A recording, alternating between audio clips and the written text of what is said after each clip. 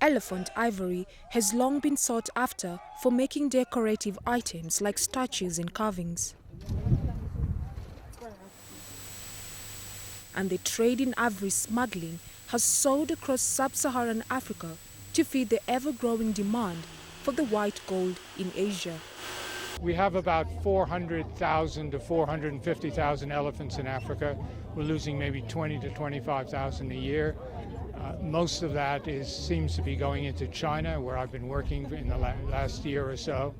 And there are these very large ivory markets in Africa that need to be closed down. One can go to Angola and just see 23 tables with 10,000 pieces of ivory. It's completely illegal. History has proved the sale of ivory cannot be controlled according to experts at Traffic, the Wildlife Trade Monitoring Network. The international trade in ivory tusks has been illegal since 1989, when elephants were on the brink of extinction.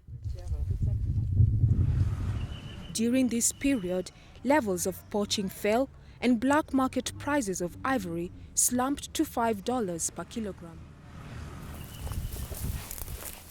However, a study by the Environmental Investigation Agency (EIA) reveals there have been sustained attempts by a number of countries in Africa to weaken the ban since 1997. Today, levels of poaching have spiraled out of control once again.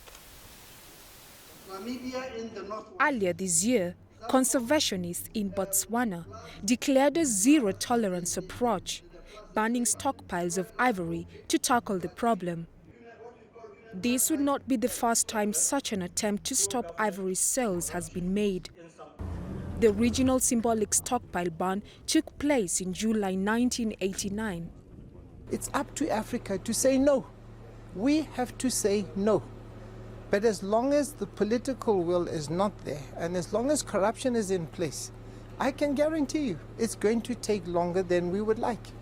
Because you will always find people who will find an opportunity to carry on, whether they're in the country or out of the country. That is the challenge. But recently, a number of states in sub-Saharan Africa have begun showing a fresh round of progress by destroying ivory stockpiles. Earlier this year, Ethiopia banned 6 tons of ivory in a move to symbolize its fight against poaching. This was the first destruction in a country that has lost about 90% of its elephant population in the last 3 decades. And Malawi is to ban ivory with a black market value of 7.5 million. Kenya also recently banned a massive 15 tons of tusks. New demand from emerging markets once again threatens Africa's elephants and rhinos. African countries are concerned about the scale and rate of the new threat to our endangered wildlife species. We are committed to combating the menace robustly and persistently until we dismantle the entire vile economy.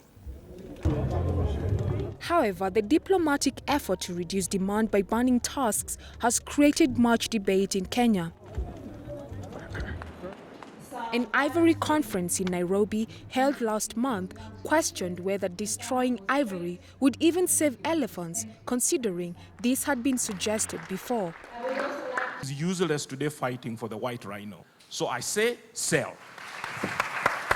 This demand for ivory is unprecedented. It's never been seen before in the history of the planet. The goal of the preservation of elephants, which has been on this continent now for 30 years, well before you were born, but we must change the instruments, because the instruments are wrong. The Chinese value their panda.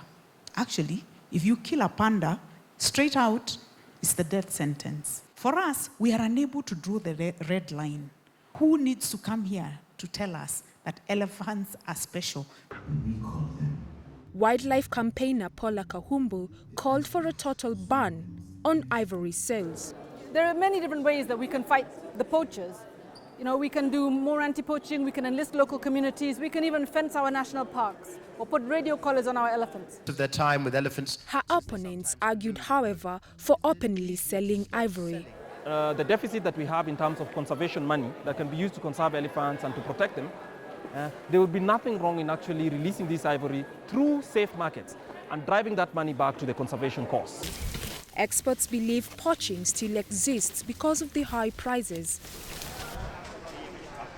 In the past couple of years, the price of ivory has skyrocketed from $5 per kilogram in 1989 to a wholesale price of more than $2,000 a kilo last year. There are reports of Asian dealers paying well in excess of $1,000 for the tip of the tusk alone. This has been due to the huge demand from China. Others still wonder why elephants are considered so precious and why they need to be protected at all. But according to conservationists, they play a key role in the germination of many tree species. And beyond that, the animals are a major tourist attraction for Kenya, where 12% of GDP comes from tourism. And while it is encouraging to hear progress is being made in the fight against poaching, it is everyone's hope a long-standing commitment will be found to wipe out the trade.